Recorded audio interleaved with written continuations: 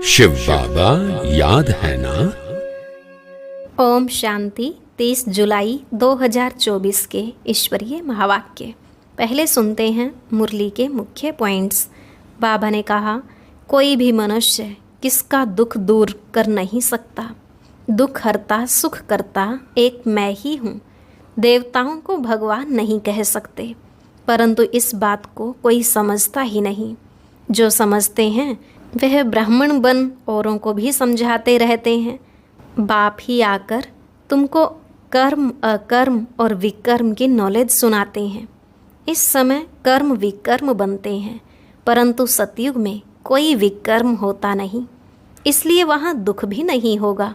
वहाँ कंप्लीट पवित्रता, सुख, शांति, हेल्थ, वेल्थ आदि सब होता है। फिर बाबा ने कहा, मैं हूँ गरीब निवाज और आता भी तब हूँ जब भारत बिल्कुल गरीब बन जाता है, राहु का ग्रहण बैठ जाता है। यह है कल्याणकारी पुरुषोत्तम संगम युग, जबकि कल्याणकारी बाबा आकर तुम सबका कल्याण करते हैं। तुम्हें राजाओं का राजा, डबल सिरताज, स्वर्ग का मालिक बना देते हैं। लास्ट में बाबा ने कहा, विद्या 2 प्रकार की होती है। एक है जिस्मानी विद्या और दूसरी तुम्हारी है रूहानी विद्या। यह सच्चा गीता ज्ञान स्वयं ज्ञान सागर बाप तुमको सुनाते हैं, इसलिए ये रूहानी पढ़ाई तुम्हें रोज़ पढ़नी और पढ़ानी है। अब सुनते हैं महावाक्यों को विस्तार से। बाबा ने कहा, मीठे बच्चे, दुख हरता सुख करता एक बाप है, वही तुम्हारे सब दुख दूर करते हैं। मनुष्य किसी के दुख दूर कर नहीं सकते। प्रश्न, विश्व में अशांति का कारण क्या है? शांति स्थापन कैसे होगी? उत्तर, विश्व में अशांति का कारण है अनेकानेक धर्म। कलयुग के अंत में जब अनेकता है तब अशांति है। बाप आकर एक सत धर्म की स्थापना करते हैं, वहाँ शांति हो जाती है। तुम समझ सकते हो कि इन लक्ष्मी नारायण के राज्य में शांति थी, पवित्र धर्म, पवित्र कर्म था। कल्याणकारी बाप फिर से वह नई दुनिया बना रहे हैं, उसमें अशांति का नाम नहीं। ओम शांति। रूहानी बाप बैठ रूहानी बच्चों को समझाते हैं। रूहानी बाप को ही ज्ञान का सागर कहा जाता है। यह तो बच्चों को समझाया है। बॉम्बे में भी बहुत सोशल वर्कर्स हैं, उनकी मीटिंग होती रहती है। बॉम्बे में खास जहाँ मीटिंग करते हैं उसका नाम है भारतीय विद्या भवन। अब विद्या होती है 2 प्रकार की। एक है जिस्मानी विद्या जो स्कूलों कॉलेजों में दी जाती है, अब उसको विद्या भवन कहते हैं। ज़रूर वहाँ कोई दूसरी चीज़ है। अब विद्या किसको कहा जाता है यह तो मनुष्य जानते ही नहीं। यह तो रूहानी विद्या भवन होना चाहिए। विद्या ज्ञान को कहा जाता है। परमपिता परमात्मा ही ज्ञान सागर है। श्री कृष्ण को ज्ञान का सागर नहीं कहेंगे। शिव बाबा की महिमा अलग, श्री कृष्ण की महिमा अलग है। भारतवासी मूंझ पड़ते हैं। गीता का भगवान श्री कृष्ण को समझ बैठे हैं तो विद्या भवन आदि खोलते रहते हैं, समझते कुछ भी नहीं। विद्या है गीता का ज्ञान। वह ज्ञान तो है ही एक बाप में, जिसको ज्ञान का सागर कहा जाता है, जिसे मनुष्य मात्र जानते नहीं हैं। भारतवासियों का धर्म शास्त्र तो वास्तव में है ही एक सर्वशास्त्रमयी शिरोमणि भगवत गीता। अब भगवान किसको कहा जाए वह भी इस समय भारतवासी समझते नहीं। या तो श्री कृष्ण को कह देते हैं या राम को या अपने को ही परमात्मा कह देते। अब तो समय भी तमो प्रधान है, रावण राज्य है ना। तुम बच्चे जब किसको समझाते हो तो बोलो शिव भगवानुवाच।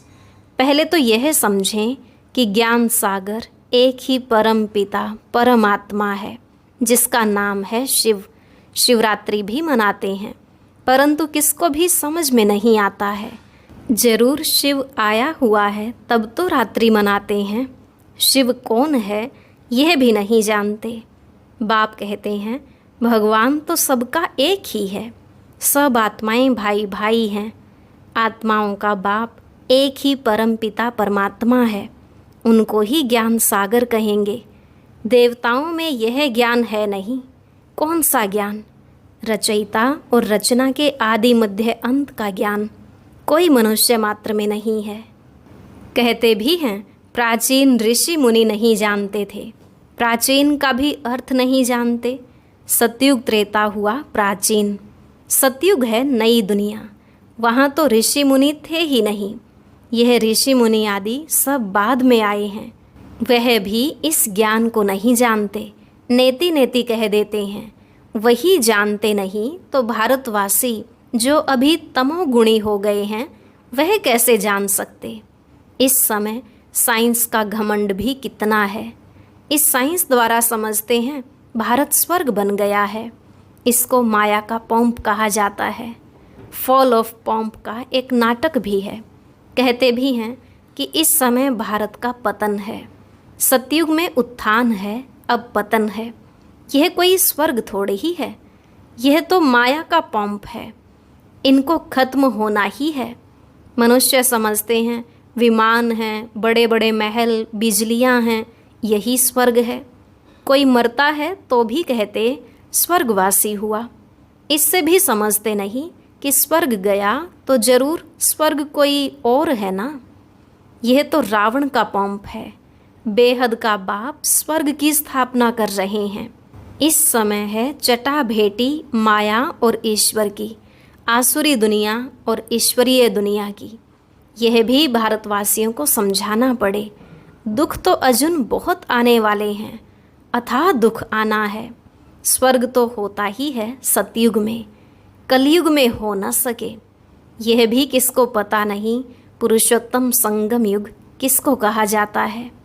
यह भी बाप समझाते हैं ज्ञान है दिन, भक्ति है रात। अंधियारे में धक्के खाते रहते हैं। भगवान से मिलने के लिए कितने वेद शास्त्र आदि पढ़ते हैं। ब्रह्मा का दिन और रात, सो ब्राह्मणों का दिन और रात। सच्चे मुख वंशावली ब्राह्मण तुम हो। वह तो हैं कलयुगी कुख वंशावली ब्राह्मण। तुम हो पुरुषोत्तम संगम युगी ब्राह्मण। यह बातें और कोई नहीं जानते। यह बातें जब समझे तब बुद्धि में आए कि हम यह क्या कर रहे हैं। भारत सतो प्रधान था, जिसको स्वर्ग ही कहा जाता है, तो जरूर यह नर्क है। तब तो नर्क से स्वर्ग में जाते हैं। वहाँ शांति भी है, सुख भी है। लक्ष्मी नारायण का राज्य है ना। तुम समझा सकते हो मनुष्यों की वृद्धि कैसे कम हो सकती है, अशांति कैसे कम हो सकती है। अशांति है ही पुरानी दुनिया कलयुग में, नई दुनिया में ही शांति होती है। स्वर्ग में शांति है ना। उनको ही आदि सनातन देवी देवता धर्म कहा जाता है। हिंदू धर्म तो अभी का है, इनको आदि सनातन धर्म नहीं कह सकते। यह तो हिंदुस्तान के नाम पर हिंदू कह देते हैं। आदि सनातन देवी देवता धर्म था। वहाँ कंप्लीट पवित्रता, सुख, शांति, हेल्थ, वेल्थ आदि सब था। अभी पुकारते हैं हम पतित हैं, हे पतित पावन आओ। अब प्रश्न है पतित पावन कौन? श्री कृष्ण को तो नहीं कहेंगे। पतित पावन परम पिता परमात्मा ही ज्ञान का सागर है। वही आकर पढ़ाते हैं। ज्ञान को पढ़ाई कहा जाता है। सारा मदार है गीता पर। अभी तुम प्रदर्शनी, म्यूजियम आदि बनाते हो, लेकिन अभी तक बीके का अर्थ नहीं समझते। समझते हैं यह कोई नया धर्म है। सुनते हैं, समझते कुछ नहीं। बाप ने कहा है बिल्कुल ही तमो प्रधान पत्थर बुद्धि हैं। इस समय साइंस घमंडी भी बहुत बन गए हैं। साइंस से ही अपना विनाश कर लेते हैं, तो पत्थर बुद्धि कहेंगे ना, पारस बुद्धि थोड़े ही कहेंगे। बम शादी बनाते हैं अपने विनाश के लिए। ऐसे नहीं शंकर कोई विनाश करता है, नहीं, इन्होंने अपने विनाश के लिए सब बनाया है। परंतु तमो प्रधान पत्थर बुद्धि समझते नहीं हैं। जो कुछ बनाते हैं इस पुरानी सृष्टि के विनाश के लिए। विनाश हो तब फिर नई दुनिया की जय जयकार हो। वह तो समझते हैं स्त्रियों का दुख कैसे दूर करें, परंतु मनुष्य थोड़े ही किसका दुख दूर कर सकते हैं। दुख हरता सुख करता तो एक ही बाप है, देवताओं को भी नहीं कहेंगे। श्री कृष्ण भी देवता हो गया, भगवान नहीं कह सकते, यह भी समझते नहीं। जो समझते हैं वह ब्राह्मण बन औरों को भी समझाते रहते हैं। जो राज्य पद के अथवा आदि सनातन देवता धर्म के हैं वह निकल आते हैं।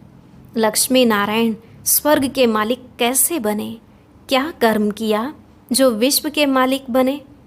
इस समय कलयुग अंत में तो अनेकानेक धर्म हैं तो अशांति है। नई दुनिया में ऐसे थोड़े ही होता है। अभी यह है संगम युग, जबकि बाप आकर राजयोग सिखलाते हैं। बाप ही कर्म अकर्म विकर्म की नॉलेज सुनाते हैं। आत्मा शरीर लेकर कर्म करने आती है। सतयुग में जो कर्म करते वह अकर्म हो जाते हैं, वहाँ विकर्म होता नहीं, दुख होता ही नहीं।